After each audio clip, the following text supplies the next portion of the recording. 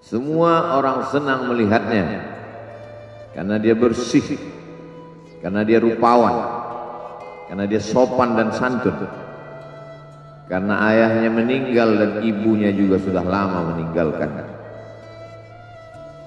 Orang kasihan melihatnya.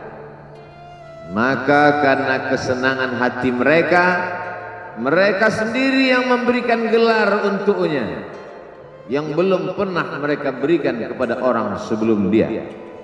Gelar itu bernama Al-Amin, orang yang layak menerima amanah. Amin diambil dari 3 huruf, alif, mim, nun. Dari kata alif, mim, nun muncullah kata amanah. Orang yang mampu menerima amanah disebut al-amin. Kita mengatakannya jujur. Lawan daripada amanah adalah khianat, al-khain, pengkhianat. Dia tidak berkhianat. Dia adalah seorang yang mampu mengemban amanah dan terpercaya, maka semua orang percaya kepada dia. Dari alif, mim, nun juga akar yang sama dengan iman, akar kata yang sama dengan iman, maka iman berarti percaya. Dia adalah orang yang dipercaya karena memang dia mampu mengemban amanah. Kapan kebencian itu datang? Kebencian itu datang ketika dia naik ke atas bukit Sofa dan dia berkata kepada semua penduduk Makkah, seandainya aku katakan di balik bukit Jabal Abi Qubais yang besar, gagah, perkasa, tinggi, menjulang ini ada pasukan musuh yang akan menyerang kita, apakah kalian percaya? Semua mereka berkata, shadaqnaka, kami percaya karena memang kami menggelar engkau orang yang dapat dipercaya. Seandainya aku katakan bahwa ada pasukan musuh yang akan meluluh lantakkan, menghantam, membunuh kita, apakah kalian percaya? Mereka menjawab, shadaqna, kami percaya. Seandainya aku katakan bahwa aku menerima wahyu dari Allah dan aku diperintahkan Allah untuk mengabarkan kepada kalian yang baik-baik akan masuk surga, yang jahat-jahat akan masuk neraka, percayakah kalian? Disitulah perlawanan datang, bukan dari orang lain, bukan dari musuh, bukan dari lawan. Perlawanan itu datang dari saudara kandung, dari ayah kandung yang masih ada hubungan darah. Tabban laka ya Muhammad alihada jama'tana, celakalah engkau Muhammad, apakah hanya untuk ini saja kau kumpulkan kami hari ini? Allah membelanya, langsung Allah membelanya. Dia tidak membela dirinya, tapi Allah mengatakan tabbat yada abi lahabi wa tabba ma aghna anhu maluhu, hartanya tak ada berguna, wa ma kasab, hasil usahanya tak mendatangkan manfaat, wa imra'atuhu hammalatal hatab, istrinya menjadi pembawa kayu bakar, simbol dari adu domba, kata-kata yang membuat menyakitkan hati yang dibawa oleh Ummu Jamil istri Abu Lahab untuk menyiksa, menjelekkan, membuli, menebarkan berita untuk membunuh karakter Sayyidina wa Maulana Muhammad sallallahu alaihi wasallam. Ini bukti kalau hari ini ada anak muda yang rupawan, yang dermawan, yang disenangi lingkungannya, tidak ada orang yang tersinggung, biasa, karena Nabi Muhammad SAW juga pernah mengalami hal itu. Tapi begitu kau katakan, aku tadi malam bermimpi bahwa aku mesti hijrah, meninggalkan komunitas peminum khamar, meninggalkan geng kita yang selama ini bicara tentang yang haram, maka disitulah mereka akan berkata, apakah hanya untuk ini saja kita berteman selama ini? Mana persahabatan kita? Apa yang dialami pemuda-pemuda hijrah hari ini dialami oleh Rasulullah SAW 14 abad yang silam. Ketika kau berhasil bisnis, orang senang. Ketika kau berhasil membina rumah tangga, tidak ada orang yang tersakiti ketika anakmu lucu-lucu dan kau berada di tengah mereka, tidak terusik kepentingan mereka, tidak terganggu ekonomi mereka. Engkau adalah sahabat, engkau adalah teman setia. Tetapi ketika kau tidak ikut kemauan manusia, disitulah engkau sedang melantik dirimu sendiri menjadi musuh. Maka Allah kuatkan hatimu.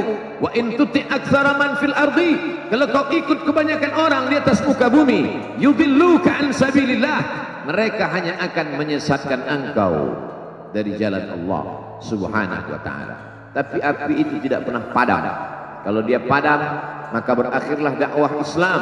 Dia terus bergelora, dia terus menyala, dia terus membakar kemunafikan, membakar kemusyrikan, sampai akhirnya embargo pun tiba. Jangan ada yang mau bergabung dengan kelompok Muhammad sallallahu alaihi wasallam. Jangan ada yang mau berkirim makanan, jangan ada yang mau berdagang, jangan ada yang mau menjalin transaksi. Mereka ingin membunuh secara perlahan-lahan. Jangan beli produknya, jangan duduk bersamanya, jangan berteman dengan dia. Kenapa kamu mau berfoto dengan dia? Kenapa kamu mau bergambar dengan dia? Kenapa kamu masih mau mendengar ceramah dia? Adakah orang yang mengalami hal itu hari ini? Adakah ketakutan-ketakutan dari hamba Allah yang mengatakan Allahu Akbar, Allah Maha Besar, tapi takut ditinggalkan kawan, cemas ditinggalkan sahabat? Maka itu pernah terjadi pada kelompok Sayyidina wa Maulana Muhammad sallallahu alaihi wasallam. Kalau pembunuhan karakter tidak berhasil, maka ada yang lebih dahsyat daripada itu.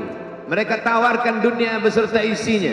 Wallahi, demi Allah wahai paman, demi Allah wahai Abu Talib, law wada'u syamsa fi yamini wal qamara fi yasari, andai mereka letakkan matahari di tangan kananku, bulan di tangan kiriku, ala an atruka hadzal amr, supaya aku tinggalkan dakwah ini, aku tidak akan meninggalkannya. Bujuk rayu mulai tiba. Itu terjadi pada diri Nabi Muhammad sallallahu alaihi wasallam. Kalau kau tidak mempan dimusuhi, kalau kau tidak mempan dirangkul, kau akan dipukul. Kalau kau tidak mempan dipukul, kau akan dirangkul. Berbagai macam cara, dari mulai yang paling keras sampai yang paling lembut, dari mulai yang paling lembut sampai yang paling keras, sampai akhirnya tempat bergantung itu hilang, lenyap, musnah. Ada dua tempat bergantung, saudara kandung ayah Abu Talib. Mereka tidak mengusiknya karena dia keponakan Abu Talib. Abu Talib anak Abdul Muttalib, Abdul Muttalib anak Hashim, Hashim anak Abdi Manaf, Abdi Manaf anak Qusay, Qusaylah pendiri Darun Nadwah. Mereka keturunan darah mulia dari Adnan. Adnan menerima tetesan darah dari Ismail, Ismail anak kandung Ibrahim alaihissalam. Jangan ganggu dia, karena dia keponakan Abu Talib. Masih ada backing. Tapi Allah ingin agar hati itu tidak bergantung kepada manusia. Dia buat Abu Talib meninggal dunia, masih ada lagi tempat bergantung.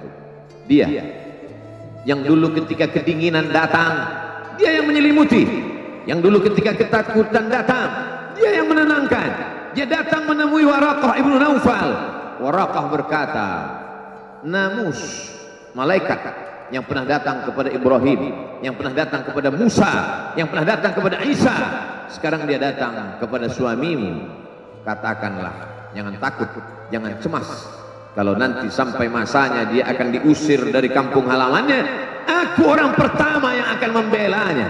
Karena begitu yang kutemukan dalam kitab-kitab suci yang kubaca, kata Waraqah bin Naufal. Hari itu juga tempat bergantung itu patah. Khadijah menghadap Allah Subhanahu wa ta'ala. Tak lagi ada makhluk tempat bergantung, tak ada lagi ranting tempat berhinggap, tak ada lagi batang kayu tempat berpegang. Allah ingin agar engkau berserah hanya kepada Dia saja. Tidak ada makhluk. Bersandar kepada makhluk akan kecewa, bersandar pada kayu yang rindang akan tumbang, bersandar kepada benda akan binasa. bersandar kepada sahabat akan berubah menjadi musuh. Bersandarlah kepada dia, Hayyun Maha Hidup, la yamut, dia tak pernah mati. Bersandarlah kepada dia, Al-Aziz yang Maha Perkasa, Al-Jabbar yang Maha Berkuasa. Itu yang diinginkan Allah dari sosok Sayyidina wa Maulana Muhammad sallallahu alaihi wasallam.